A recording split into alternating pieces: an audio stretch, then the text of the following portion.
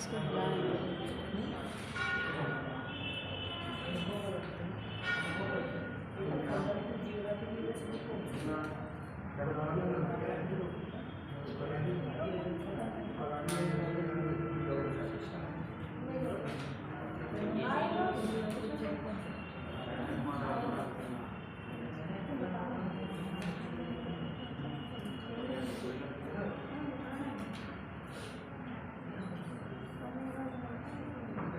Ma'am, ये मान हानि क्या होती है?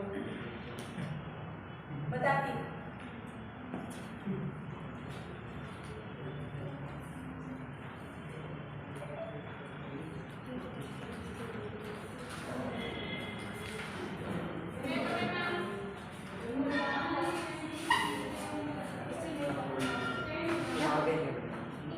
इधर से नहीं करना है ना।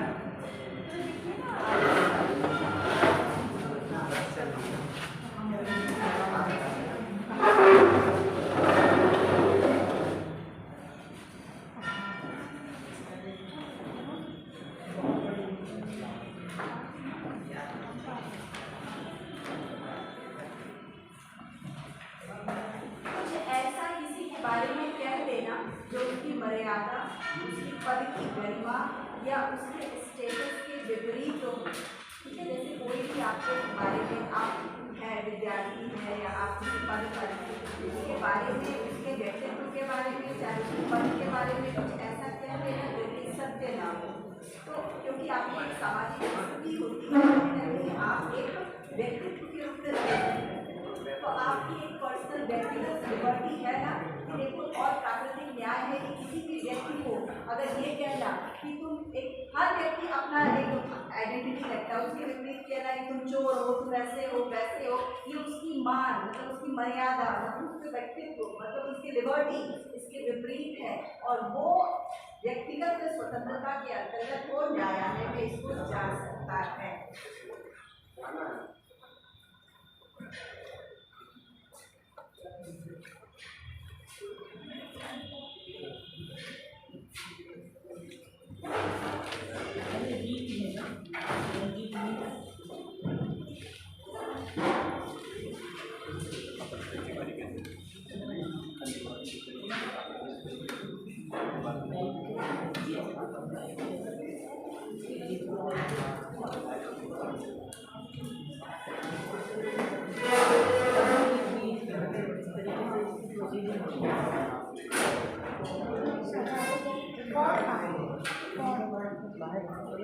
उस दिन दिया था,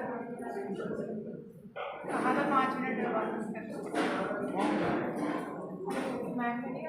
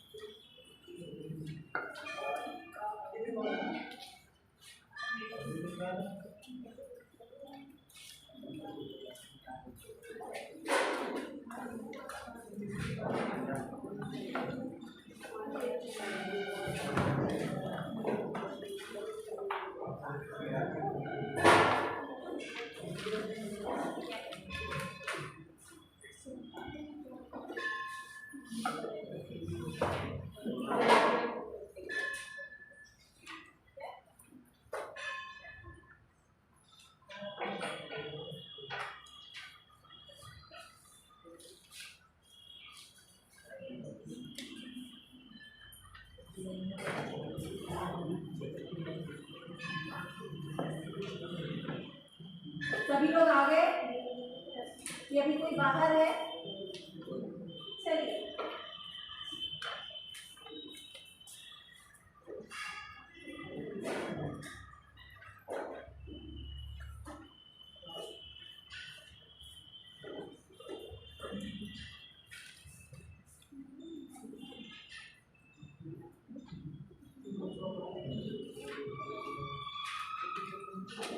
shall be a president of India.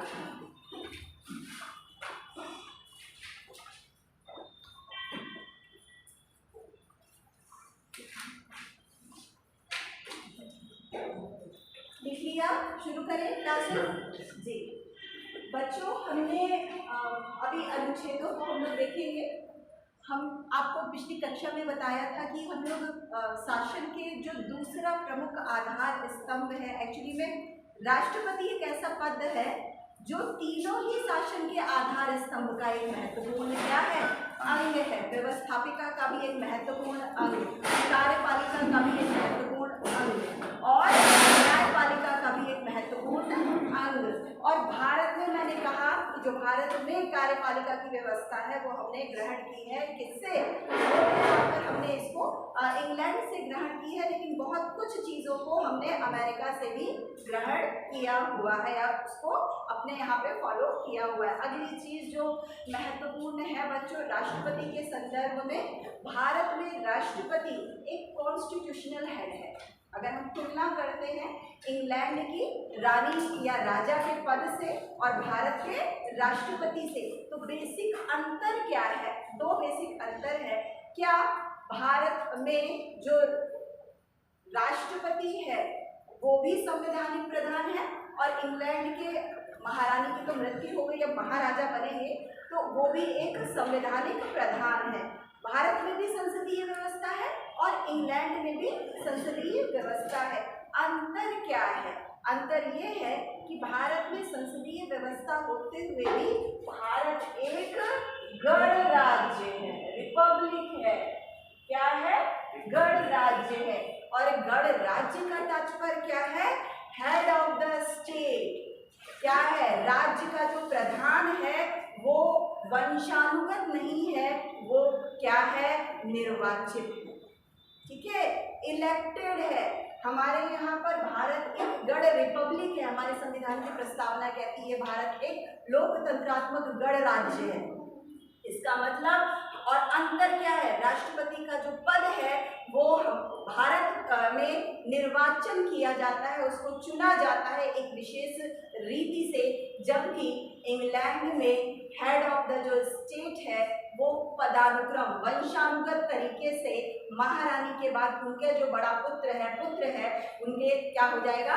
स्वतः ही वो चला जाएगा। तो पहला मतलब बेसिक अंतर जो आपको ये देखना है। दूसरी चीज, भारत में चूंकि संसदीय व्यवस्था को अपनाया गया है और संसदीय व्यवस्था की प्रमुख विशेषता क्या है बच्चों, कि यहाँ पर जो राष्ट्र प्रमुख है वो क्या होगा? हेड ऑफ द स्टेट होगा। क्या होगा?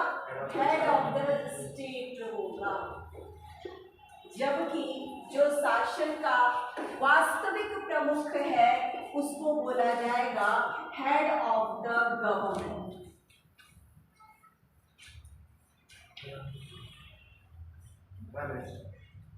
Prime minister and his council of minister.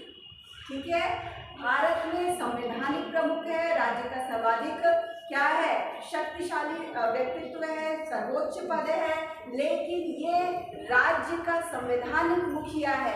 वास्तविक शक्ति किसके पास है?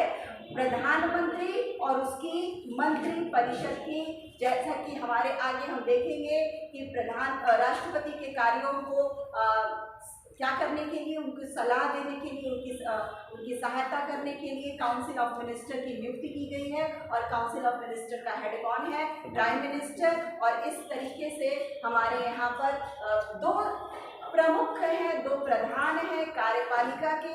एक संवैधानिक प्रधान के रूप में कौन? राष्ट्रपति। और वास्तविक हेड ऑफ द गवर्नमेंट के रूप में कौन? प्रधानमंत्री और उनकी मंत्री परिषद।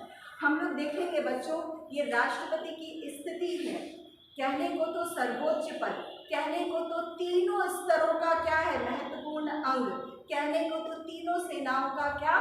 सर्वोच्च सेनापति और बहुत सारी शक्तियां, लेकिन फिर भी वास्तविक रूप से क्या उसकी स्थिति है, उसकी क्या शक्तियां हैं?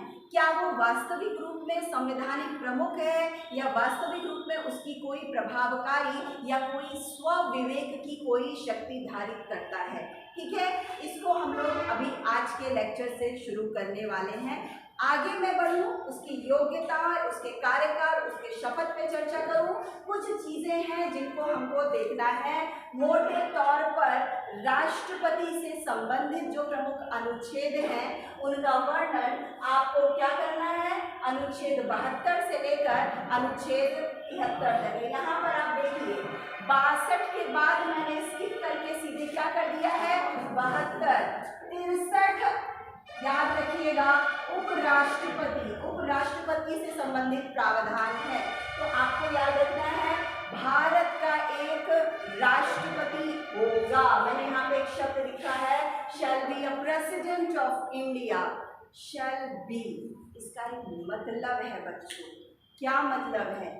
राष्ट्रपति का पद महत्वपूर्ण है, ना तो इसको समाप्त किया जा सकता है, ना तो राष्ट्रपति के पद को क्या किया जाता है, उसको हम सदैव के लिए ना तो समाप्त कर सकते हैं और ना ही हम उसके कार्यकाल को रोक सकते हैं। ये सदैव ये हमारे संविधान में एक महत्वपूर्ण पद है जो कभी भी समाप्त नहीं होगा। इसके लिए जो शब्द यूज किया गया है वो क्या है, शैल बी।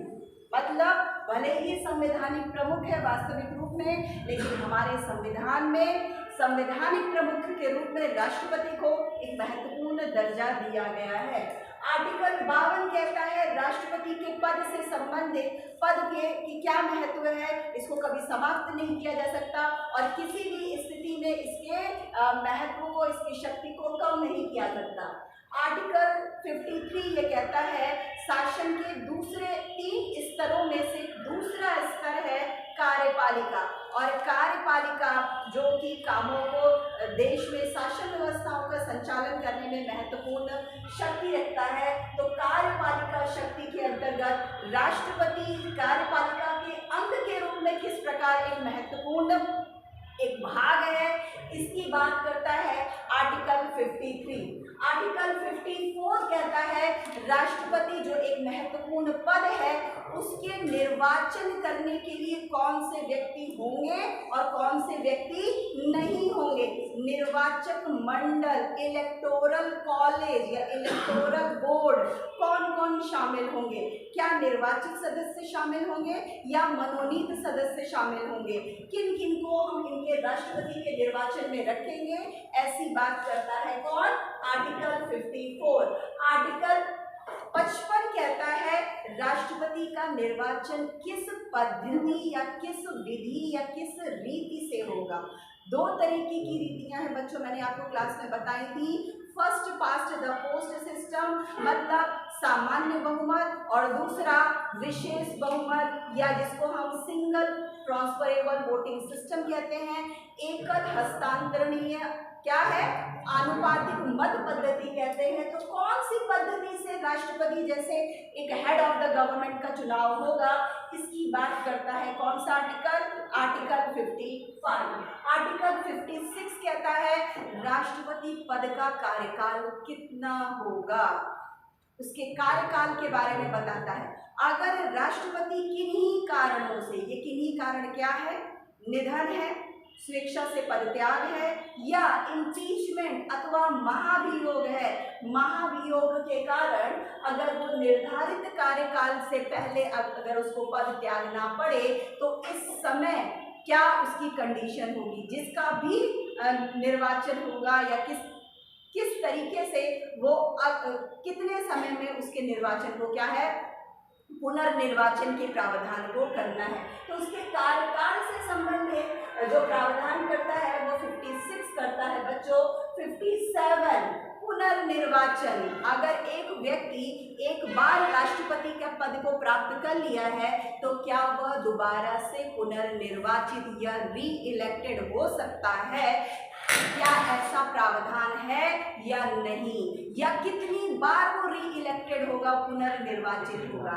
अगर हम अमेरिका की बात करते हैं, अमेरिका में प्रेसिडेंट 2 बार ही पुनर्निर्वाचित होता है और वहाँ पर अमेरिका में राष्ट्रपति का कार्यकाल 4 साल है और 2 बार पुनर्निर्वाचित होगा तो अधिकतम कितने कार्यकाल तक काम कर सकता है? 8 साल। क्या हमारे यहाँ भी संविधान में ऐसी कोई समय सीमा है? 2 बार, 3 बार, 4 बार, क्या ऐसा कोई प्रावधान है? इसकी बात जो करता है कौन? आर्टिकल 58 कहता है कौन सा व्यक्ति राष्ट्रपति बन सकता है। क्या इसमें मेरा प्रश्न है, क्या राष्ट्रपति बनने के लिए लिखाई पढ़ाई एक प्रमुख योग्यता है? क्या एक अनपढ़ व्यक्ति राष्ट्रपति बन सकता है? ऐसी उनके शिक्षा के बारे में, उसकी योग्यता के बारे में, उसकी क्वालिफिकेशन के बारे में जो प्रावधान है वो किसके अंतर्गत है? आर्टिकल 58 के अंतर्गत।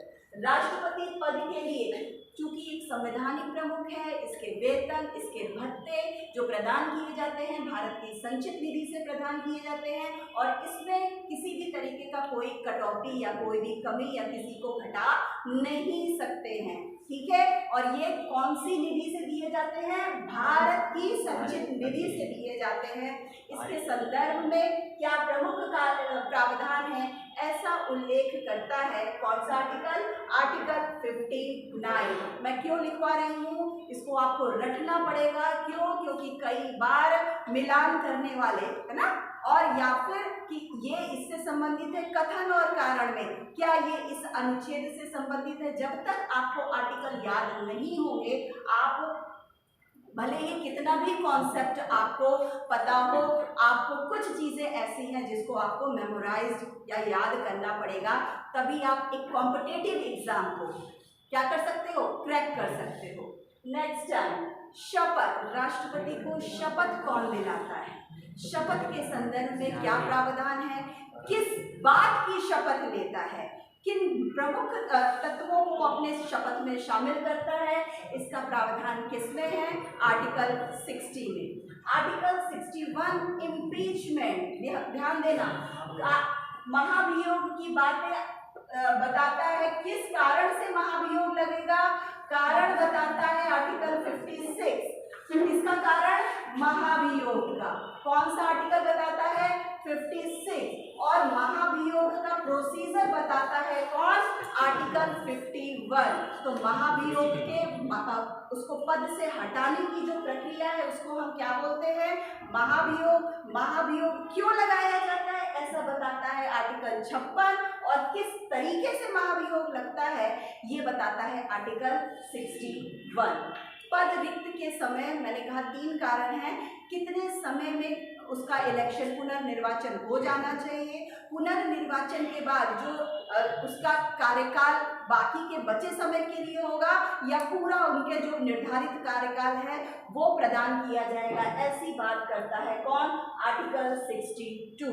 और इसके बाद उपराष्ट्रपति के सारे प्रावधान हैं और जो महत्वपूर्ण राष्ट्रपति से अगला महत्वपूर्ण संबंधित आर्टिकल है बच्चों, वो है आर्टिकल 72, जिसमें राष्ट्रपति की न्यायपालिका से संबंधित न्यायिक शक्तियों के अंतर्गत उसके पॉडल क्षमादान के शक्ति को बताया गया है। क्षमादान के संबंध में 4 प्रमुख चीजें हैं जो आपको क्लास में बताई जाएंगी। वो किसी भी दिए गए अपराधी के क्षमा हुई सजा को समाप्त कर सकता है, कम कर सकता है, स्थगित कर सकता है या नेचर में चेंज कर सकता है। 4 प्रमुख चीजें हैं। मेरा प्रश्न ये है कि राष्ट्रपति के द्वारा अगर कोई क्षमादान की याचिका राष्ट्रपति के पास आती है और राष्ट्रपति उस क्षमादान की याचिका को क्या करता है? खारिज कर देता है, मना कर देता है, तो क्या वह व्यक्ति वापस न्यायालय में जा सकता है कि नहीं? नहीं जा सकता, नहीं जा सकता। जा सकता है। हाँ, जा सकता है मैम, 2 कारणों से। जब मैम या तो सही तरीके से वो याचिका आई ना हो, सही तरीके से आई हो फिर भी उसको वापस किसमें जाना हो, उसको ये लगता हो, कई बार ऐसा हुआ है कि राष्ट्रपति क्षमा ये जो दया याचिका है मना भी कर दे, वापस वो न्यायालय में जा सकता है। याकूब मेनन के मामले में ऐसा हुआ जिसमें राष्ट्रपति ने दया याचिका को खारिज की, फिर भी वो वापस सुप्रीम कोर्ट में गया, किस बेस पे गया कि भैया हमारा जो ये निर्धारित सजा है और इससे ज़्यादा तो हम सजा प्राप्त कर चुके हैं, या इतना लंबा हमने दया याचिका के लिए अर्जी दी थी और इतना लंबा 3 से 4 साल लग गया, तो क्या ये मेरे मतलब प्राकृतिक न्याय के विपरीत है कि मुझे मतलब इतना लंबा समय लग गया, तो ये मेरे साथ क्या है, अन्याय है। तो ये विशेष बात ये है बच्चों कि क्षमा दान की शक्ति राष्ट्रपति की हेड ऑफ द जुडिशरी के रूप में वो किसी भी मृत्यु दंड पाए हुए व्यक्तियों को क्या कर सकता है, क्षमा कर सकता है, समाप्त कर सकता है, स्थगित कर सकता है, उसकी प्रकृति में चेंज कर सकता है। प्रकृति में चेंज का मतलब क्या है, मृत्यु दंड है उसको आजीवन कारावास में तब्दील कर सकता है या स्थगित कर सकता है। अभी थोड़ी देर बाद हम इसको और डिटेल में देखेंगे। इन सभी बातों का उल्लेख कौन से अनुच्छेद में है, आर्टिकल 72, ठीक। और 73 कार्यपालिका के संदर्भ में राष्ट्रपति और कैसे और अपनी शक्ति का विस्तार करता है और क्या क्या बातें हैं इसके बारे में बताता है। आर्टिकल 73 राष्ट्रपति की कार्यपालिका के संदर्भ में और शक्तियों के विस्तार के संबंध में ये बातें हैं। पहली चीज आर्टिकल 52 ये कहता है भारत में एक क्या होगा, एक राष्ट्रपति होगा। अगली जो चीज है जो आपको मतलब जाननी है, क्वालिफिकेशन, योग्यताएं बताएं। भारत का नागरिक 35 वर्ष की आयु, दूसरी कौन से सदन का सदस्य होना चाहिए, लोकसभा का कि राज्यसभा का, लोकसभा नहीं, मैं सदन नहीं, लोकसभा के सदस्य योग्यता रखता हो, योग्यता रखता हो है ना, नहीं चाहिए। ये बात ध्यान रखना कि राष्ट्रपति लोकसभा का सदस्य बनने की योग्यता रखता हो, ऐसी बात है। और उपराष्ट्रपति जो हम लोग इसके बाद पढ़ने वाले हैं वो किसकी, राज्यसभा का सदस्य बनने की योग्यता रखता हो। किसकी योग्यता, लोकसभा।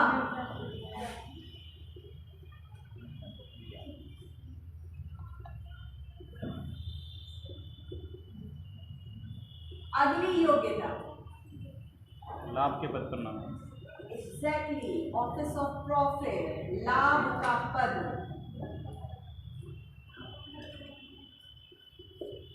ऐसा कौन सा आर्टिकल कहता है, 109,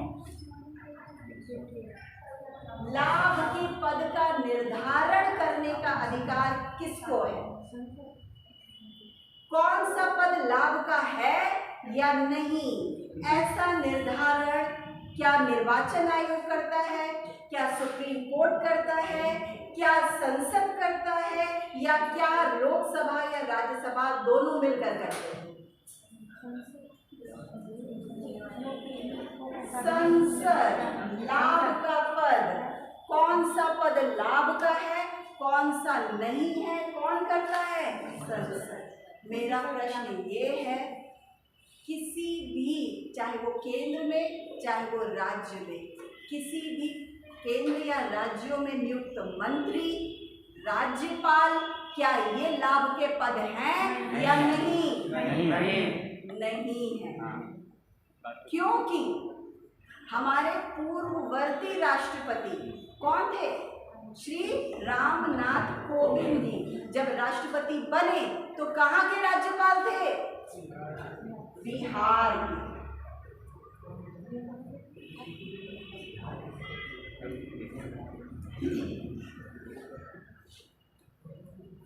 और प्रणब मुखर्जी जब राष्ट्रपति बने तो वो क्या थे, फाइनेंस मिनिस्टर, वित्त मंत्री के पद के रूप में वो रखते थे। तो ये महत्वपूर्ण है, कौन सा पद राज्यपाल का है, कौन सा नहीं है, ये निर्धारित करेगी संसद। और मंत्री या संसद सदस्य या कौन सा, राज्यपाल, ये लाभ के पद के अंतर्गत नहीं माने जाते। पहली चीज तो ये। अगली चीज हमको देखनी है बच्चों, इनके निर्वाचन मंडल से संबंधित प्रावधान।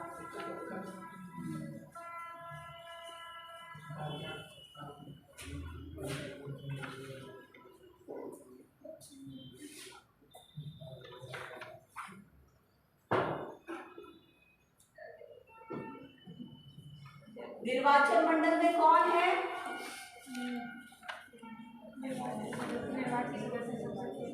संसद के विधानसभा के लिए निर्वाचित कितनी विधानसभाओं के?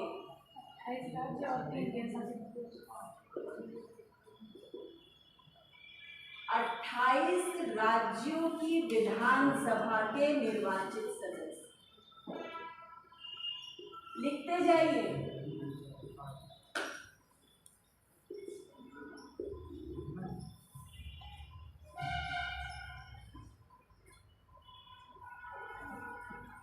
और कौन है?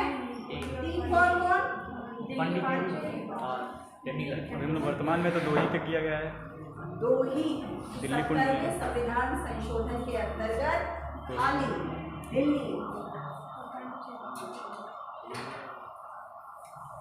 दिल्ली और पौंडीचेरी।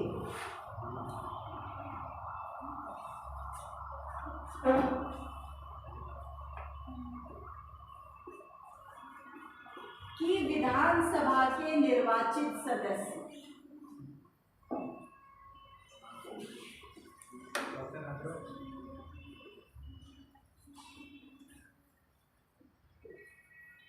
कौन से संविधान में संशोधन में है? 70वां संविधान संशोधन 1991।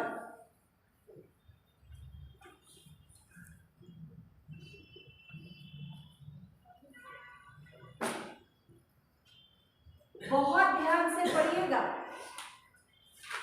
देखिए, आपको पता है संसद, हमारी संसद में अब तक 2 तरीके के सदस्य थे। मैंने आपको बताया 545 में से 2 जो कि अब नहीं है, क्या थे? Anglo Indian. और कितने? 543। और कितने राज्यों की 200 कितनी थी सीटें? 250 में से 12 मनोनीत थी और 233 निर्वाचित। मैम संसद में 552 है। 245 होगा। 552 है, लेकिन इसमें 545 मतलब इलेक्टेड है, वो छूटी। लेकिन यहाँ पर वो सीटें खाली हैं। हाँ, वो खाली तो हैं। हम इसकी बात करेंगे ना, जो वर्तमान में है वो है टोटल 552 में, तो बताइए छुट्टी हो, लेकिन प्रेजेंट में जो है वो इतनी है कि यहाँ पर जब ये वोट डालेंगे तो इतने ही सदस्य आएंगे। नीचे भी तो 245 होगा। 245 क्यों होगा?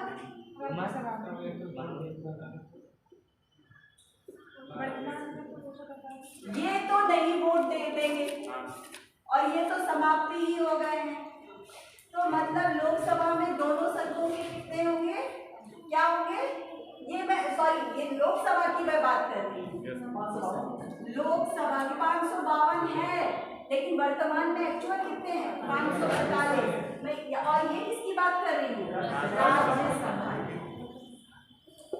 तो ये सदस्य निर्वाचित, ये क्या है? मनोनीत, जो कि खत्म हो गए हैं, अब इनका आरक्षण समाप्त हो गया। तो एक ये माने जाएंगे, क्या ये माने जाएंगे? नहीं। कौन से माने जाएंगे? खाली 233। क्या? निर्वाचित। एक बहुत अच्छा प्रश्न है। क्या प्रश्न क्या है? फैक्ट ही है, राष्ट्रपति के निर्वाचन मंडल में संसद के निर्वाचित सदस्य होते हैं और राज्य विधानसभाओं के निर्वाचित सदस्य होते हैं, ठीक है। परंतु और दिल्ली और किसके? पौंडीचेरी के निर्वाचित सदस्य होते हैं। परंतु जब राष्ट्रपति का महाभियोग लगेगा तो इनमें से कहाँ गए? यहाँ यही लिखे हैं। इनमें से कौन शामिल नहीं होगा? बताओ। राज्य मैम जो नीचे के दो हैं दोनों शामिल नहीं होंगे, ऊपर में मतलब निर्वाचित उन्होंने दोनों शामिल हो जाएंगे। राज्य का कोई एसटीजेड नहीं है, यानी कि राज्य और आप मेरी दिल्ली प्रश्न समझ रहे हो सारे कि यस नहीं? मैम। ये तो निर्वाचक मंडल है, महाभियोग में इनमें से कौन शामिल नहीं होगा? सिर्फ मैम संसद को छोड़ के संसद के सभी सदस्य नहीं, संसद के सभी सदस्य मैम संसद के सभी सदस्य शामिल होंगे और राज्य बाकी कोई नहीं शामिल होगा। संसद के ये सभी बात ध्यान रखना बेटा, बहुत अंतर है मामूली। हम ये पढ़ते हैं कि क्या राष्ट्रपति के निर्वाचन मंडल में 3, संसद के निर्वाचित सदस्य, विधानसभाओं के निर्वाचित, दिल्ली पॉलिटिक्स, महाभियोग में ये दोनों शामिल नहीं होंगे। और संसद के सभी ये सदस्य शामिल होंगे इसमें भी मनोनीत ठीक, बस ये अंतर है। जब कोई ये पूछेगा महाभियोग इम्पीचमेंट की प्रक्रिया में क्या संसद के मनोनीत सदस्य भाग ले सकते हैं, उत्तर होगा हाँ, मनोनीत सदस्य भाग ले सकते हैं महाभियोग की प्रक्रिया में, लेकिन वोट नहीं डालेंगे इलेक्टोरल कॉलेज के रूप में। ठीक है, क्वेश्चन यहाँ से बनते। बाकी चीज तो बच्चों को भी पता है कि हाँ, लोकसभा के, राज्यसभा के और राज्य विधानसभा, ये जो छोटी छोटी चीजें हैं ये आपको कैच करनी है। ठीक, आगे बढ़े। 33 12 45 ही होंगे, 233 12 245 क्या हो गए, क्या हाँ, वो 5 सदस्य क्या है जो वो खाली है सिंध और वो वाले प्रांत के। यहाँ तक समझ में आया। निर्वाचन मंडल की हमने बात की कि कौन होंगे, संसद के निर्वाचित सदस्य, राज्य विधानसभाओं के निर्वाचित सदस्य और 70 कॉन्स्टिट्यूशनल अमेंडमेंट 70वें संविधान संशोधन के द्वारा दिल्ली और पौंडीचेरी के निर्वाचित सदस्य राष्ट्रपति के निर्वाचन मंडल में क्या करेंगे, निर्वाचक मंडल के रूप में भाग लेंगे। कहाँ से आ गया पता नहीं, किसी ने पीछे से रखा के।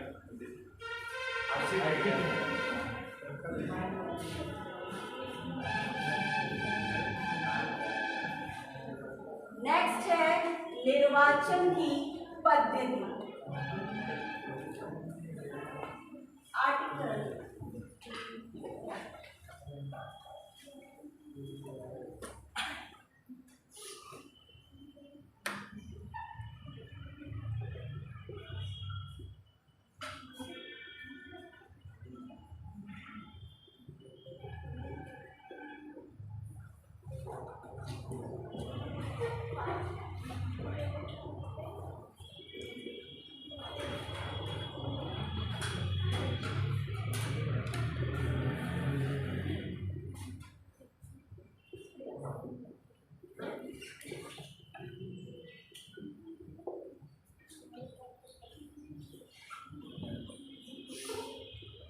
गुप्त मतदान की पद्धति, सिंगल ट्रांसफरेबल वोटिंग सिस्टम, ये राष्ट्रपति के अलावा और किस निर्वाचन में इसका प्रयोग होता है?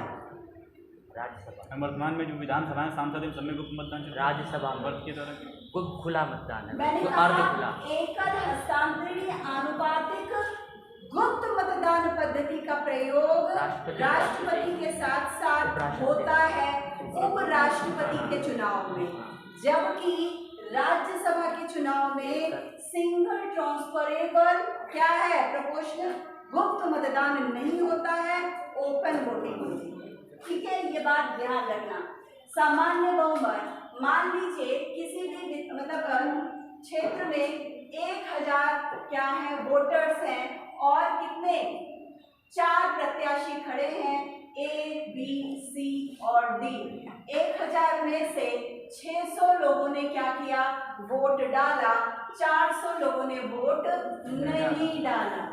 ठीक, A को मिले 200, B को मिले 100, कितने बचे, C को मिले 50, 600 है ना, 100 और इसको मान लीजिए 50 मिले, अब कितने बचे, 250 बचे।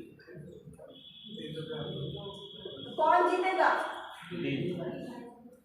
अब बताओ 1000 में से 250 से जीते हैं कितने लोगों ने इन्हें रिजेक्ट किया है? 75%। 750% मतलब लोगों ने इनको रिजेक्ट किया है, लेकिन 250 वोट पाकर ये क्या हो गए हैं? ये विजयी हो गए। मेरी बात समझ रहे हो? ये क्यों? क्योंकि अन्य उम्मीदवारों से इन महोदय को सबसे ज्यादा वोट प्राप्त हुए हैं, जबकि 750 लोगों ने इनको रिजेक्ट किया है। इस तरीके की निर्वाचन पद्धति को हम जिस नाम से जानते हैं वो है first past the post system या अग्रता ही विजेता। ज्यादा वोट आने चाहिए दूसरों से। अगर 50 ने भी डाला है और 50 में से अगर हमें 10 भी प्राप्त हुए हैं, बाकी को 10 नहीं प्राप्त हुए हैं, तो हम क्या हो जाएंगे? विजयी होंगे। इसको हम बोलते हैं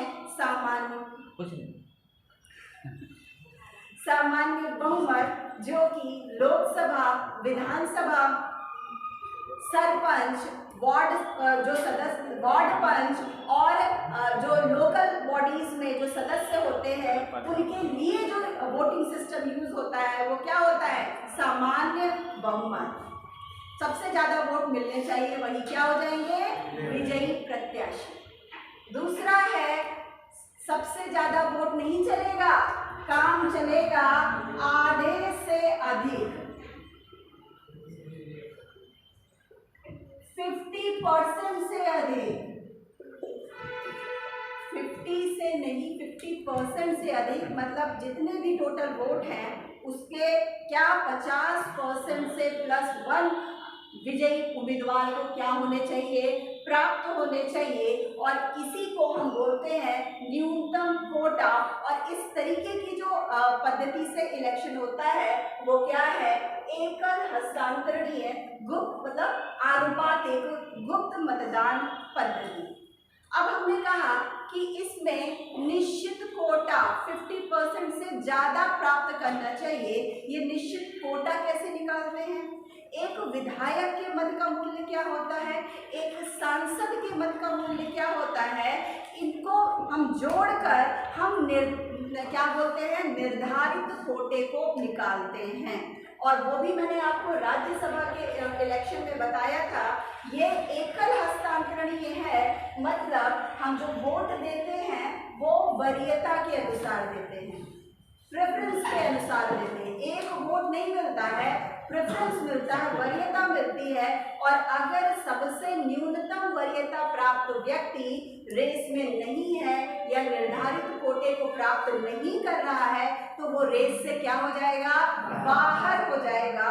और उस न्यूनतम वोट प्राप्त व्यक्ति के सेकंड जो प्रेफरेंस वाले जो उम्मीदवार है उसमें उसका वोट क्या हो जाएगा?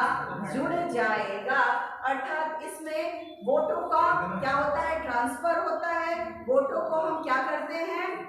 वरीयता के अनुसार देते हैं और इसमें उम्मीदवार को एक निश्चित अनुपात में न्यूनतम कोटे में क्या प्राप्त होना जरूरी है? उसको वोट या मताधिकार प्राप्त होना जरूरी है। मैंने कहा पहले हम एक विधायक के मत का मूल्य निकालेंगे।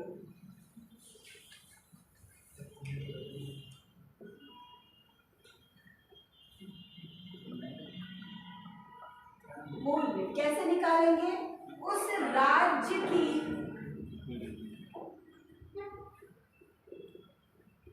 कुल जनसंख्या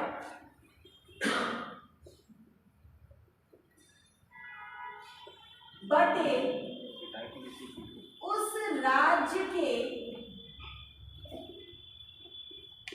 कुल विधानसभा के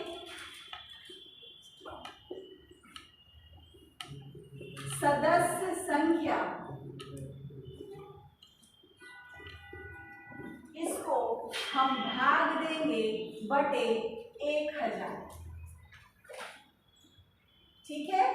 मान लो उत्तर प्रदेश की जो जनसंख्या है 16 क्या है?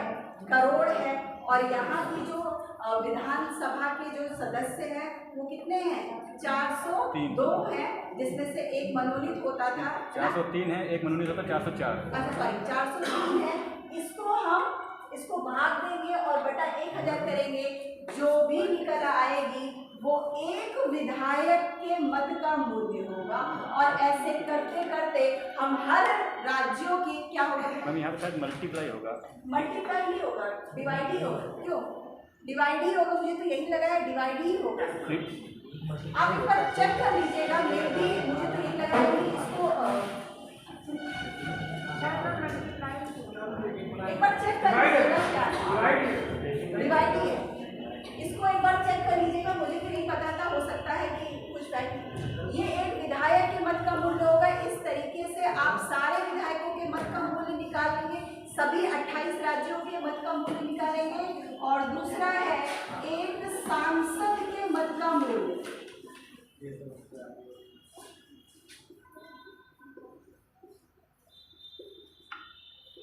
क्या होगा? कुल विधानसभा के सदस्यों का मत का मूल्य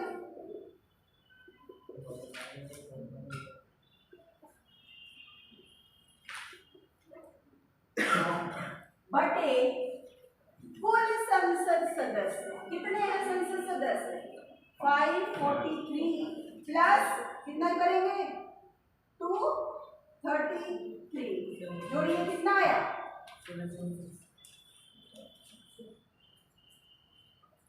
मतलब लोकसभा प्लस राज्यसभा के जो सदस्य हैं उनसे डिवाइड करेंगे और जो भी आएगा वो एक संसद सदस्य के क्या हो जाएगा? मत का मूल्य। ठीक, ये आपको कई बार फॉर्मूला दे देता है कि ये फॉर्मूला क्या एक विधायक का है, क्या एक सांसद का है, ये सही है या गलत। इस आधार पर भी इधर बीच क्या है, क्वेश्चंस आने का ट्रेंड बढ़ा है। आपको मोटा मोटा दिमाग में ये रखना है बच्चों, फॉर्मूला छोड़ दीजिए। एक विधायक के मत के मूल्य से सदैव अधिक होता है एक सांसद के मत का मूल्य। अब एक निश्चित कोटा निकाला जाता है, कुल विधायकों के मत के मूल्य बटे कुल सांसदों के मत के मूल्य प्लस 1, अब उसके बाद प्लस 1 करके इसको डिवाइड कर लिया जाता है और फिर वो क्या प्राप्त हो जाता है? निश्चित कोटा।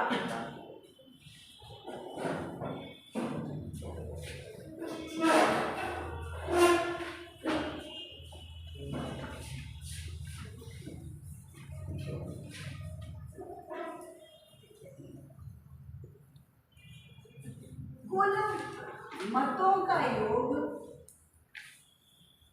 विधायक और सांसद दोनों, कुल सदस्य संख्या, कुल आवंटित संख्या, शायद ये है, एक बार उसको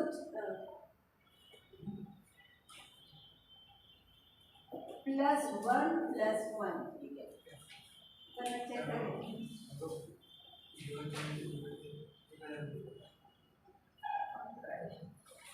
कुल वैध मतों की संख्या, कुल स्थानों की संख्या, सही है। यहाँ पर मतों के साथ लिखिए वैलिड वोट, कुल वैध मतों की संख्या और कुल स्थानों की संख्या में +1 करेंगे और इसको डिवाइड करने के बाद जो भी अंक आएगा उससे +1 करेंगे, तो ये प्राप्त हो जाता है निश्चित कोटा। मतलब दोनों का जोड़कर कुल वैध मतों का। इसमें हो सकता है किसी ने क्या है टिक नहीं लगाया हो या उसने समय से वो उसमें योग्य ना रखता हो, तो उसके वोटों को हम इनवैलिड कर दें और जितने बचे हुए वैलिड वोट हैं उनके दोनों को, विधायक के भी सांसद के भी, उन दोनों को जोड़ लेंगे। कुल आवंटित संख्या चूंकि राष्ट्रपति का एक ही है और उसमें +1 डालेंगे, मतलब जो भी योग मतलब डिवाइड करने के बाद जो भी अंक आएगा +1। इतना पूरे कैलकुलेशन करने के बाद जितना भी नंबर आएगा वो कहलाता है बच्चों क्या? न्यूनतम कोटा। एक व्यक्ति को राष्ट्रपति बनने के लिए ये जो न्यूनतम कोटा है इतना तो लाना ही पड़ता है। ये पूरी प्रक्रिया है राष्ट्रपति के निर्वाचन की। पहले एक विधायक के मत का मूल्य निकाल लेंगे, फिर एक सांसद के मत का मूल्य निकाल लेंगे, दोनों को जोड़कर हम क्या निकालेंगे, निर्धारित कोटा निकालेंगे, और उसके बाद क्या है, हम किसी भी व्यक्ति को क्या उसको विजयी या उसको हम उसके विजय जीत हार का निश्चय करते हैं। एक और चीज जो मेरे पास मिस हो गई वो ये है, किसी भी राष्ट्रपति पद के उम्मीदवार व्यक्तियों को क्या करने के लिए पर्चा दाखिल करते समय 50 प्रस्तावक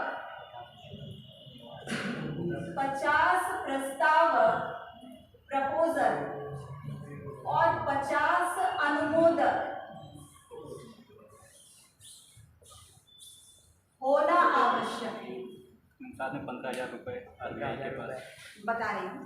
क्या अगर आप राष्ट्रपति बनने के इच्छुक हैं और ये सोच रहे हैं कि मैं क्या हूँ, राष्ट्रपति बनने का मैं पर्चा दाखिल करूँ, तो आपको कम से कम 100 MP से जान पहचान होनी चाहिए। ठीक है, 50 आपके नाम का क्या करें, प्रस्ताव रखें, और अलग वाले 50, ये नहीं कि वही 50 में कह दिया भैया प्रस्ताव भी कर दो, अनुमोदन भी कर दो, नहीं, 50 अलग होंगे और 50 जो उसकी बात को अनुमोदन करेंगे कि हाँ हाँ भैया तुम बनना चाहिए, है ना, अमित को बनना चाहिए, तो वो अनुमोदन करेंगे। कोई भी व्यक्ति राष्ट्रपति बन सकता है। और आपको पता है ऐसा किया क्यों गया, क्योंकि शुरुआत में कई बार ऐसे व्यक्तियों ने पर्चा दाखिल किया प्रसिद्धि के लिए, धरती पकड़ से, हुक्म से, है ना, इस तरीके की खाली उनको फेमस। शुरुआत में तो ये जो प्रस्तावक और अनुमोदक थी शायद 2-2 थी, बाद में इसको 10-10 कर लिया गया, और फिर बाद में इसको 20-20 कर लिया गया, और वर्तमान में ये 1991 के करीब ये जो 20-20 से प्रस्तावक और अनुमोदक है, इनकी संख्या को कितना कर दिया गया, 50 और 50, 50 आपके नाम का प्रस्ताव रखेंगे और 50 आपका अनुमोदन करेंगे। पहली चीज तो ये राष्ट्रपति के इलेक्शन से संबंधित, और दूसरी चीज ये लोगों को, ऐसे उम्मीदवारों को जो सिर्फ प्रसिद्धि प्राप्त करने के लिए राष्ट्रपति पद में क्या इलेक्शन में अपना पर्चा दाखिल करना चाहते हैं, उनमें ये कहा गया अगर आप टोटल कुल प्राप्त पड़े वैध 1/6 वोट आपको नहीं मिलते हैं, मतलब कुल पड़े वोटों में से अगर 1/6 वोट आपको प्राप्त नहीं होते हैं, तो पर्चा दाखिल करते समय आपके द्वारा निर्वाचन आयोग को जमा की गई 15,000 की धनराशि, कितने हजार की धनराशि, 15,000 की धनराशि जब्त कर ली जाएगी। क्या कर ली जाएगी, जमा कर ली जाएगी। कब, जब आपको कितने % वोट न मिले, 1/6। पता चला प्रस्तावक, कई बार तो ऐसी कंडीशन बनी कि एक व्यक्ति 10-10 वाला था प्रस्तावक और अनुमोदक, 4 बार उन्होंने राष्ट्रपति के रूप में सोचा कि क्या कर ले हम राष्ट्रपति बन जाए, और किसी तरह 10-10 लोगों के हाथ पांव जोड़ गए कि उन्होंने पर्चा तो दाखिल कर लिया, और जब रिजल्ट आया तो पता चला जो प्रस्तावक अनुमोदक थे उन्होंने भी वोट नहीं दिया और वो शून्य की स्थिति में आ गए। तो कई बार ऐसी कंडीशंस ना बने, इसके लिए ये कहा गया कि आपकी जो धनराशि है वो 15,000 हो और आपको कुल वैध का 1/6 मिलने ही चाहिए, नहीं तो ये 15,000 रुपये जब्त या जमा कर ली जाएगी। अगली चीज, ये जो जब्त धनराशि है ये जाती कहाँ है, ये जाती है RBI, reserve bank of India. उम्मीदवारों के द्वारा निर्धारित मत प्राप्त न होने की दशा में जो धनराशि है उसको जब्त कर ली जाती है रिजर्व बैंक ऑफ इंडिया में। तो ये है बच्चों क्या, राष्ट्रपति पद के जो भी व्यक्ति है उसकी निर्वाचन पद्धति। पहली चीज, कितने प्रस्तावक अनुमोदक होने चाहिए, 15,000। धनराशि कितनी है, 15,000, ठीक है।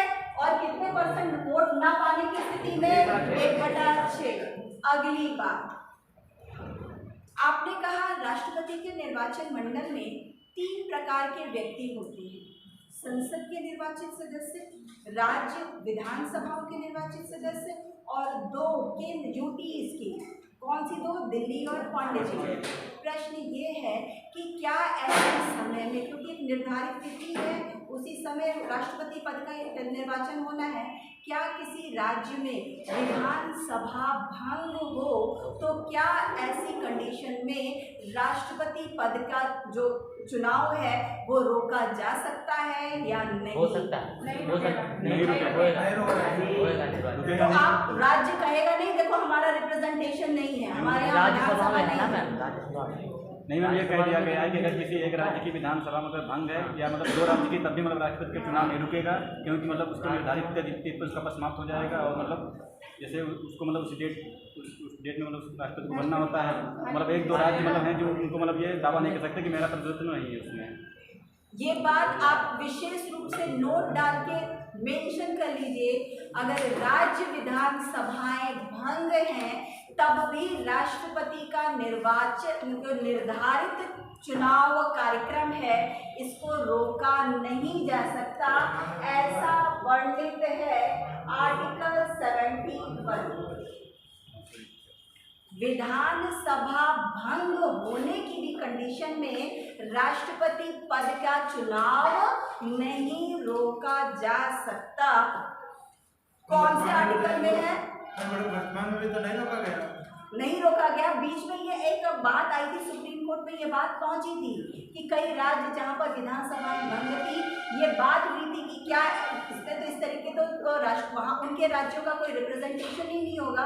तो फिर इसमें ये कहा गया, सुप्रीम कोर्ट ने इसको व्याख्या किया कि नहीं, राष्ट्रपति का जो इलेक्शन है ये अपने आप में बहुत महत्वपूर्ण है। अगर राज्य विधानसभाएं भंग है फिर भी हम इसको क्या है, इसको हम रोक नहीं सकते। मैम, जब ये अनुच्छेद 71 में वर्णित था तो फिर सुप्रीम कोर्ट क्यों गए? इसमें मतलब इसमें सब क्लॉज जोड़ा गया, 71(1) में सब क्लॉज जोड़कर इसको क्या किया गया, स्पष्ट किया गया कि और दूसरी चीज इसमें बात तो थी, लेकिन फिर भी राज्यों ने आपत्ति दर्ज की सुप्रीम कोर्ट में। क्या आपत्ति दर्ज की कि इस प्रावधान को हटा के राष्ट्रपति के इलेक्शन को करना चाहिए। क्यों? इस तरीके से तो हमारे हो सकता है जब संविधान लिखा गया हो उस समय तक तो ऐसा कोई बात ना हो, लेकिन अगर इस तरीके की बात होगी तब ये बात है, तब सुप्रीम कोर्ट ने इसको और क्लियर करके इसको स्पष्ट रूप से बताया कि किसी भी तरीके से विधानसभाएं भंग होने पर राष्ट्रपति का इलेक्शन रुकेगा नहीं। नया राष्ट्रपति वर्तमान समय में एक निर्धारित तिथि को पद ग्रहण करता है, वो तिथि क्या है? बिल्कुल, नया राष्ट्रपति निर्धारित तिथि को पद ग्रहण करता है और वो तिथि है 25 जुलाई। ऐसा क्यों?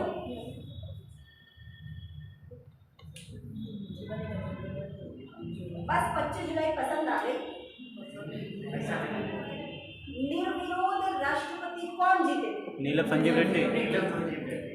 नीलम संजीव रेड्डी जो छठे राष्ट्रपति थे जिनका निर्वाचन निर्विरोध हुआ था, उन्होंने पद ग्रहण किया था 25 जुलाई। उसके बाद से अब तक के जितने भी राष्ट्रपति हुए, इन्होंने 25 जुलाई को ही शपथ लिया था। हालांकि संविधान में ऐसा कोई वर्णित नहीं है, ये खाली एक परंपरा का निर्वाह करते हुए इस 25 जुलाई को एक मानक समय माना गया। ठीक मैम, एक चीज पूछनी थी, जैसे जो राष्ट्रपति हैं वह 2 ही मतलब कंपटीशन में आते हैं, क्या तीसरा नहीं आ सकता? क्या जो चुनाव होते हैं 2 ही के तुलना में होते हैं, मतलब या तो ये या तो मतलब तीसरा भी राष्ट्रपति के चुनाव को बहुत से कई बार 8-10 भी हुए हैं, लेकिन होता है क्या ना, वो ज़्यादा चर्चा में नहीं होते। एक सत्ता पक्ष का होता है, एक विपक्ष का होता है, और इसके अलावा ज़्यादातर यही हुआ इधर की जब से 50-50 वाली समय सीमा है। पहले तो 9-9, 10-10, 12-12 पर्चे दाखिल होते थे, लेकिन वो जो 9-9, 10-10, 12-12 होते थे उनको या फिर 1 वोट, 2 वोट, 3 वोट ऐसे प्राप्त। नहीं, कहने मतलब ये है कि जैसे 3 प्रत्याशी आ गए और कोई एक प्रत्याशी पर निर्धारित कोटा प्राप्त नहीं कर पाता है तो उस कंडीशन में क्या होगा? द्वितीय चक्र की मतगणना, द्वितीय चक्र की मतगणना मैं बताऊंगी। अगला मेरा प्रश्न ये है बच्चों राष्ट्रपति का निर्वाचन कौन करवाता है? भारत निर्वाचन आयोग। निर्वाचन आयोग, ठीक है। अगर राष्ट्रपति के निर्वाचन से संबंधित कोई विरोध दर्ज होता है, गड़बड़ी का या किसी भी उठापटक का, तो इसकी सुनवाई कौन करता है? Supreme court. Supreme court. निर्वाचन में गड़बड़ी सुनवाई करेगा कौन? Supreme court. Supreme court of India. परंतु कंडीशन होनी चाहिए। क्या कंडीशन है? नंबर 1, परिणाम घोषित होने के 30 दिन के अंदर ये याचिका दाखिल होनी चाहिए। कितने दिन के अंदर? नंबर 2, वह उम्मीदवार स्वयं जो उसने पर्चा दाखिल किया, मतलब कोई तो एक जीतेगा और जो हारेगा, या कोई दूसरा उम्मीदवार स्वयं ये याचिका सुप्रीम कोर्ट में दाखिल करेगा, प्लस उसके साथ 20 निर्वाचक मंडल के सदस्य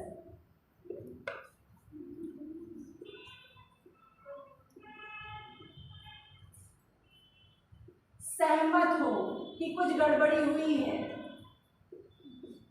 तो सुप्रीम कोर्ट में क्या दाखिल होगी बच्चों? याचिका।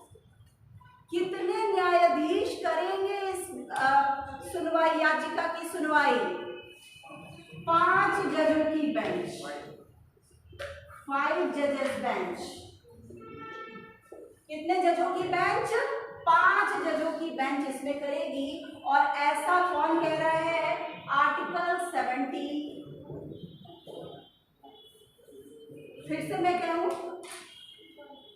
राष्ट्रपति के निर्वाचन में मतलब जो गड़बड़ी पाई जाने की शिकायत करने संबंधी याचिका को सुनवाई करने का अधिकार केवल और केवल सर्वोच्च न्यायालय को प्राप्त है। वो ऐसी याचिका की सुनवाई तभी करेगा जब उम्मीदवार जो स्वयं खड़ा हुआ राष्ट्रपति पद के लिए, वो ऐसी याचिका दायर करता है सुप्रीम कोर्ट में, और जिसका समर्थन, जिसकी बात का समर्थन 20 ऐसे निर्वाचक जो उन्होंने स्वयं राष्ट्रपति के मतलब उसमें वोट दिया है, वो उस पर सहमत हो कि हाँ गड़बड़ी हुई है। ऐसी याचिका की सुनवाई कौन करेगा? Supreme court. और जिसके लिए कितने जजेस की बेंच होगी? 4, 5, 6, 5। ठीक है। कौन कह रहा है? संविधान का आर्टिकल 71। अगला शपथ।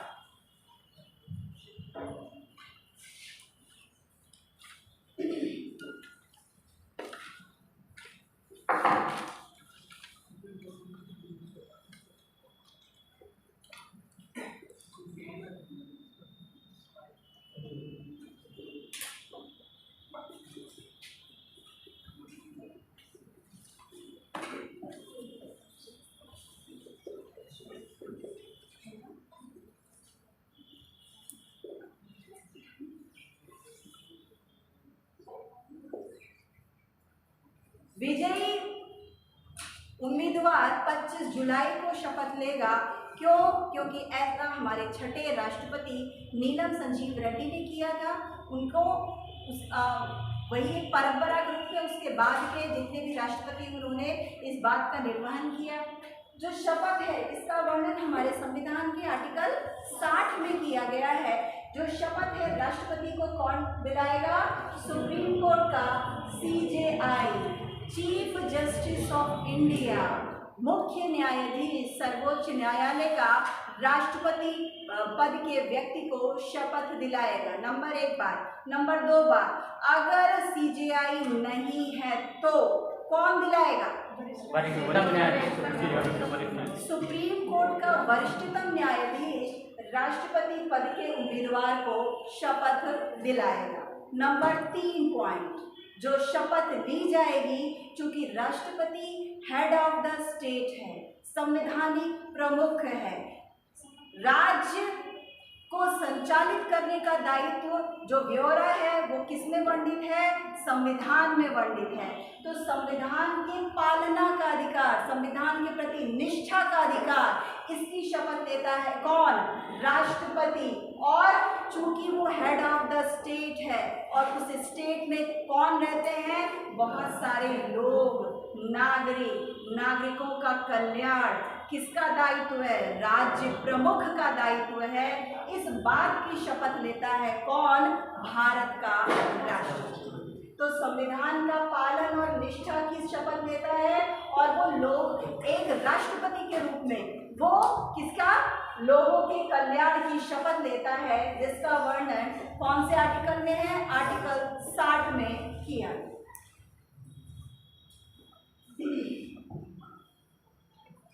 अगला है कार्यकाल।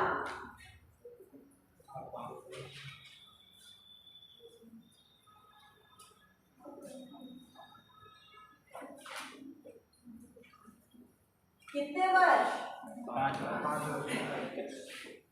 निर्धारित 30 से 5। यही मैं पूछने वाली थी। 25 जुलाई। पद ग्रहण से कि जब उम्मीदवार बना है तब से, जब उसने पर्चा दाखिल किया है तब से, कब से? पद ग्रहण की तिथि से। यदि एग्जाम पीसीएस में आ चुका है, ठीक है। और इस तरीके से विकल्प दिए रहते हैं कि हमको पता सब है और हम कंफ्यूजिया जाते हैं। चलिए, कार्यकाल कितना है? 5 वर्ष। और 5 वर्ष से पूर्व भी वो क्या? निधन, पद त्याग या महाभियोग के द्वारा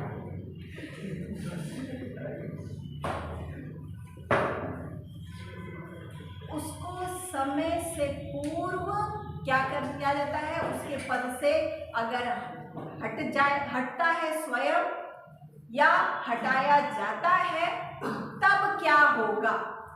प्रश्न ये है, किसको अगर मान लीजिए निधन हो गया या उसने रिजाइन दे दिया तो किसको शपथ दिला? कौन कार्य करेगा? कौन करेगा? ये जो कार्यकाल है, बचा हुआ कार्यकाल के लिए उपराष्ट्रपति कार्य करेगा पूरा समय के लिए। कब तक? 6 महीने। अति शीघ्र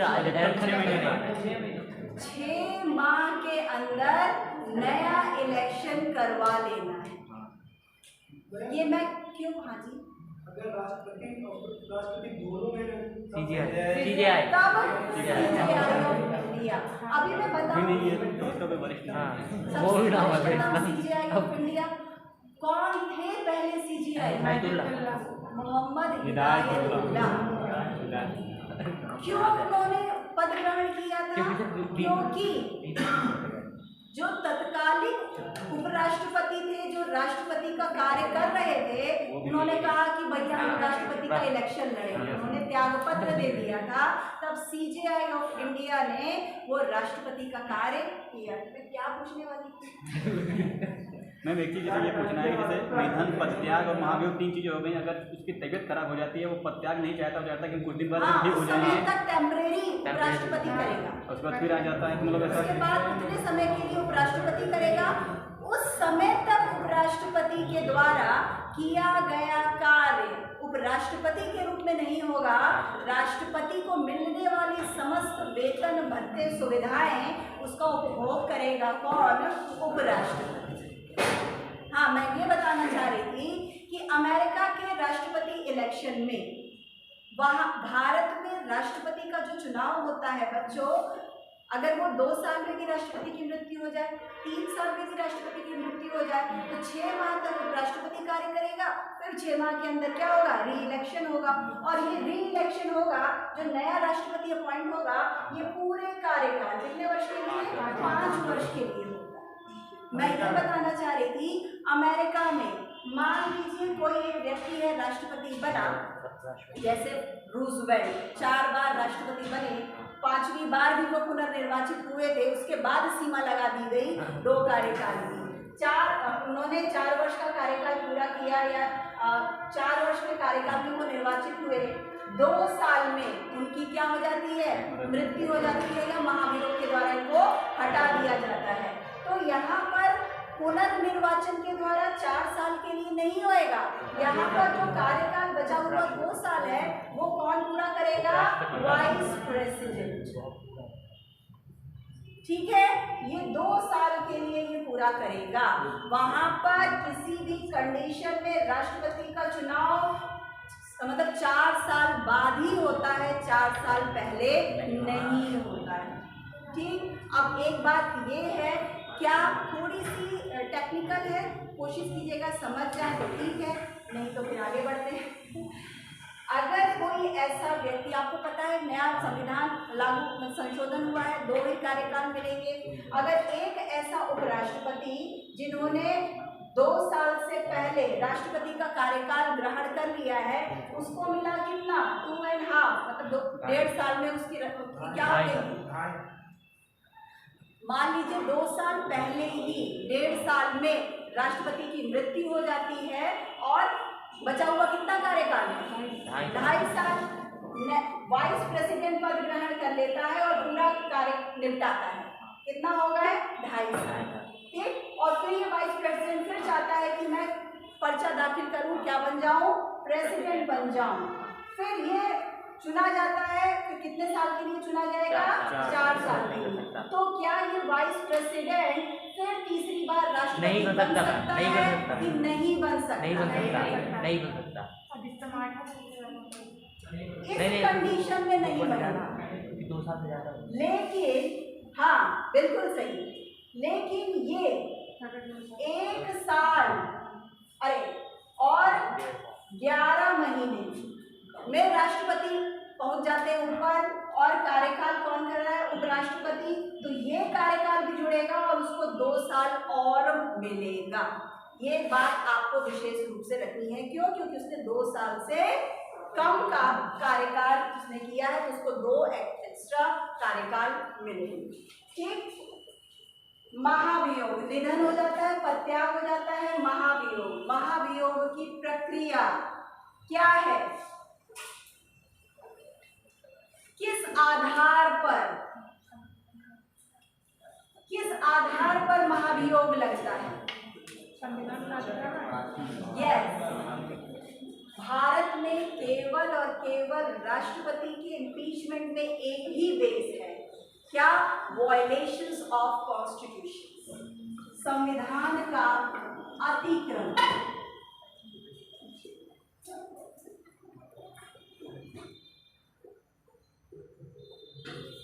क्या है आधार, किस आधार पर महाभियोग लगेगा, क्या है प्रक्रिया, जैसा 61 कह रहा है, बताइए। प्रस्ताव लाया जाएगा सबसे पहले किसके द्वारा, कोई सदन के 25%, 1/4 किसी भी सदन के, नंबर 1, किसी भी सदन के 1/4 कितना होता है, टोटल सदस्यों का 25% क्या लाया जाएगा, प्रस्ताव कि इन्होंने क्या किया है, संविधान का अतिक्रमण किया है, ऐसा प्रस्ताव लाया जाएगा। पहली चीज। दूसरी चीज, जिस दिन सदन में ये प्रस्ताव रखना हो उससे 14 दिन पूर्व किसको सूचित करेंगे, 14 दिन पूर्व राष्ट्रपति को सूचित कि भैया अपने बारे में कहो कि मैं क्या हूँ, बेगुनाह हूँ, मैंने ऐसा कोई काम नहीं किया। 14 दिन पूर्व राष्ट्रपति को सूचना अनिवार्य।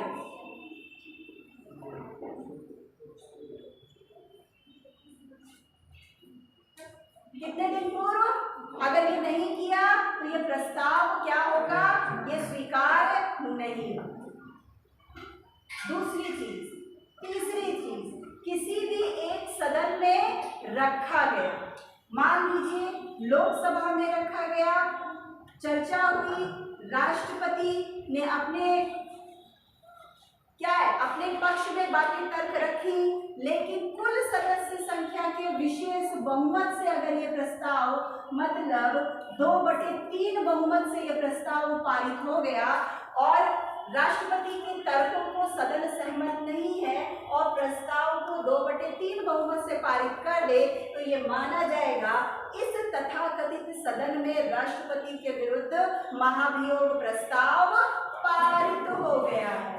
अब भैया कहाँ पहुंचा? राज्यसभा। राज्यसभा में भी इसमें तर्क वितर्क होगा और अगर राज्यसभा भी राष्ट्रपति के तर्कों को, तथ्यों को अनदेखा करके विशेष बहुमत कितना है 2/3 बहुमत से प्रस्ताव पारित कर दे, तो ये माना जाएगा कि राष्ट्रपति के विरुद्ध महाभियोग प्रस्ताव क्या हो गया है? पारित। सबसे पहले प्रस्ताव 1/4 का 14 सदन में रखने से पूर्व, ये भी क्वेश्चन आता है और आया भी है, ये जो सूचना देनी चाहिए ये कब देनी चाहिए? 14 दिन पूर्व की।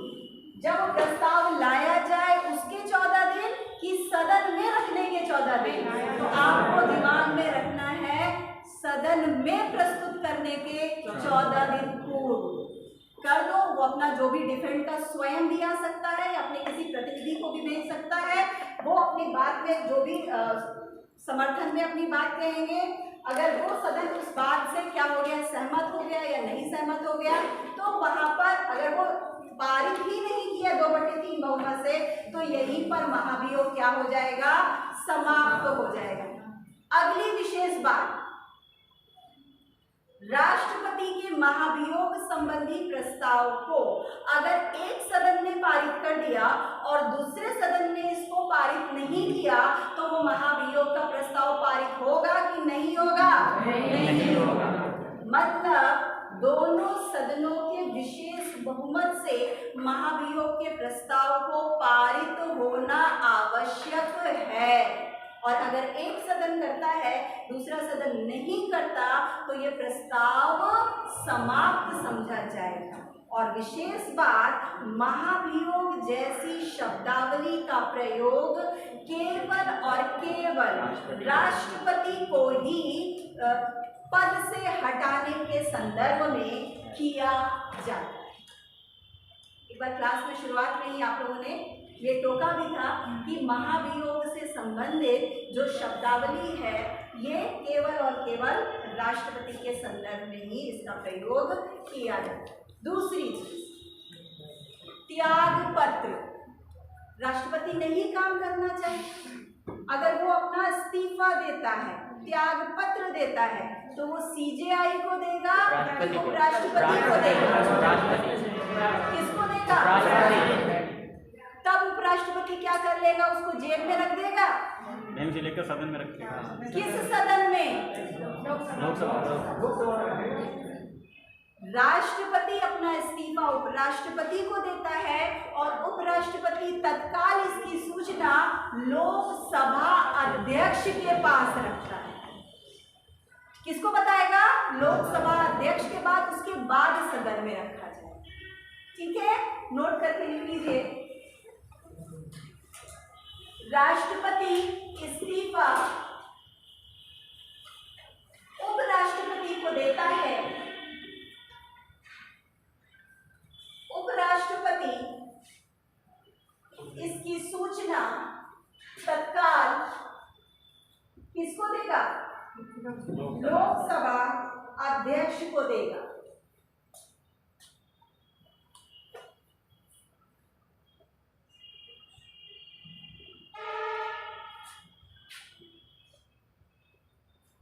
प्रथम राष्ट्रपति डॉक्टर राजेंद्र प्रसाद।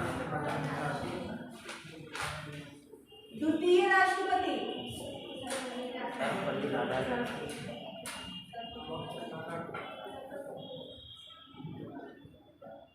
तृतीय राष्ट्रपति जाकिर होते हैं। चतुर्थ राष्ट्रपति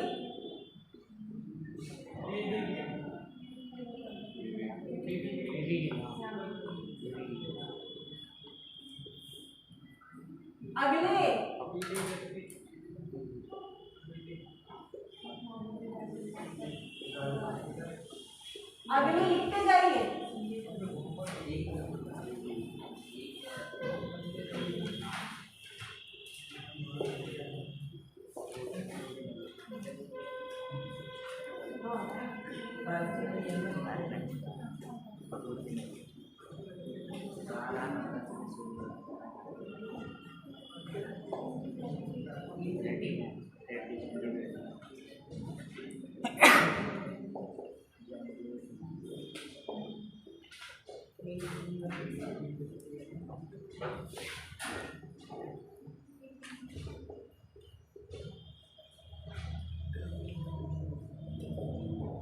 इधर कर दूं?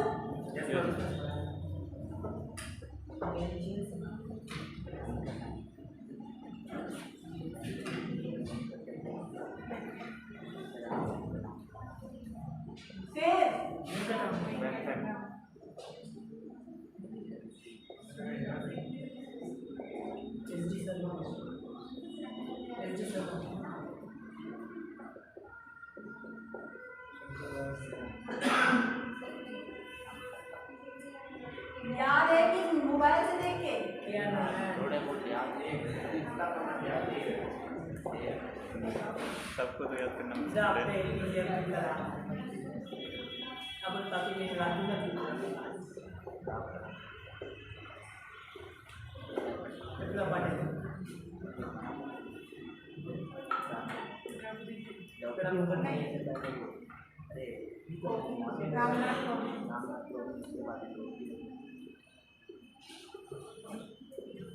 विशेष तथ्य मैं लिखवा रही हूँ।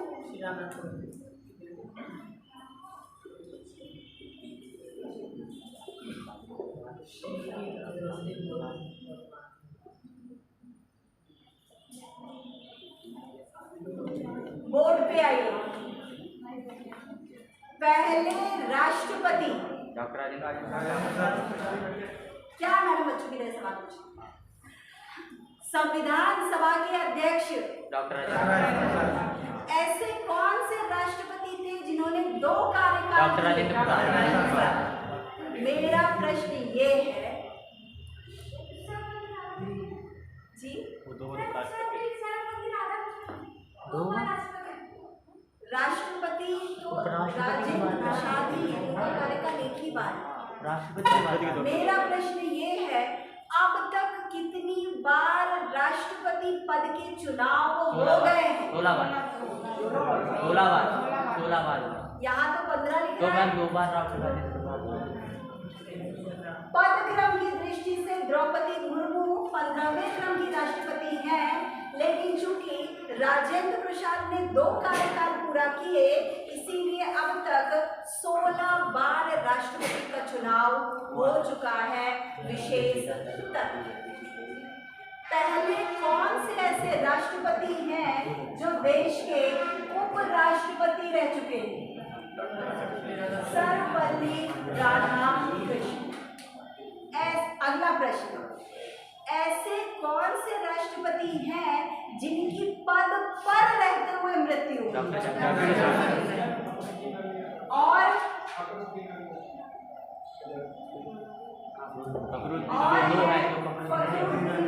अली अहमद। अगले, बीबी गिरी क्या है? कार्यवाहक। भारत के पहले CJI ऑफ इंडिया जिन्होंने राष्ट्रपति का कार्य किया वो है हिदायतुल्लाह। अगला प्रश्न, पहले ऐसे कौन से राष्ट्रपति जिनके लिए दूसरे चक्र की मतगणना करवानी पड़ी?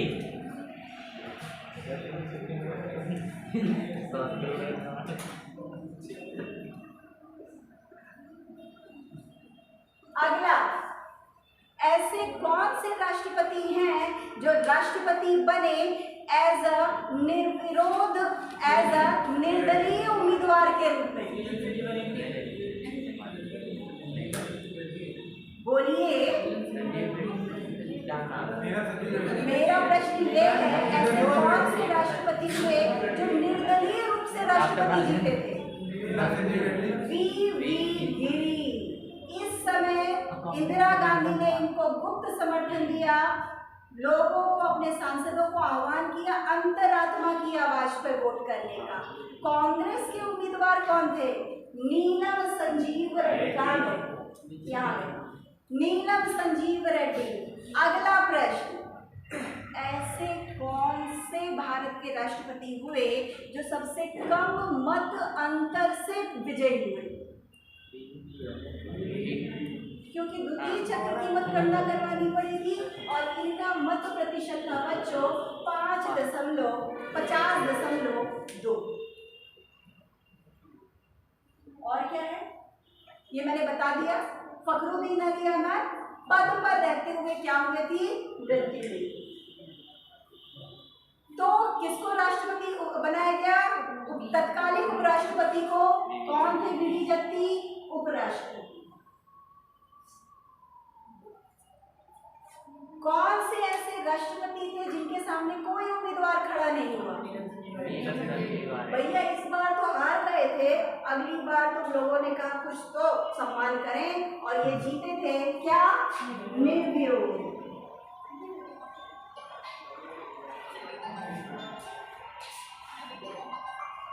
हाँ नहीं, मैं आ रही हूँ। तो निर्विरोध कौन थे?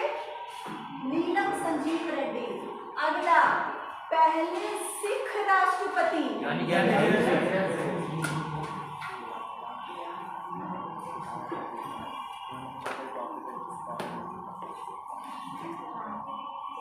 उपराष्ट्रपति।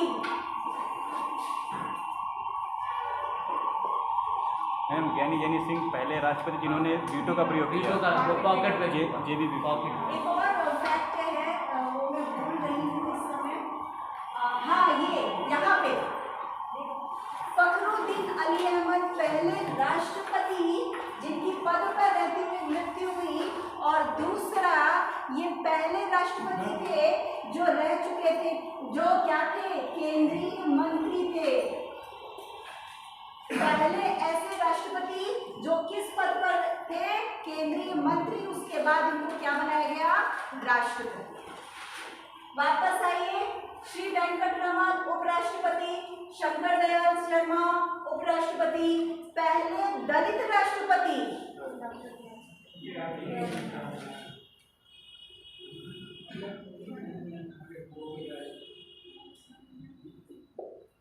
पहले वैज्ञानिक राष्ट्रपति।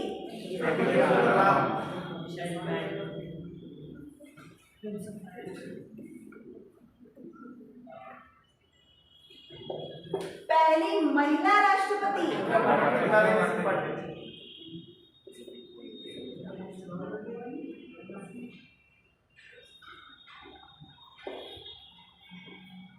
पहले बंगाली राष्ट्रपति।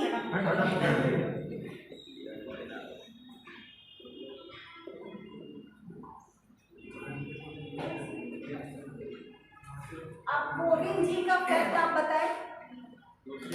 दलित, दूसरे दलित। भैया पहला ही याद रखते हैं, दूसरा कोई नहीं याद रखता। मैम हमारे सबसे पड़ोसी राष्ट्रपति यूपी के प्रथम राष्ट्रपति, यूपी के प्रथम व्यक्ति जो राष्ट्रपति बने।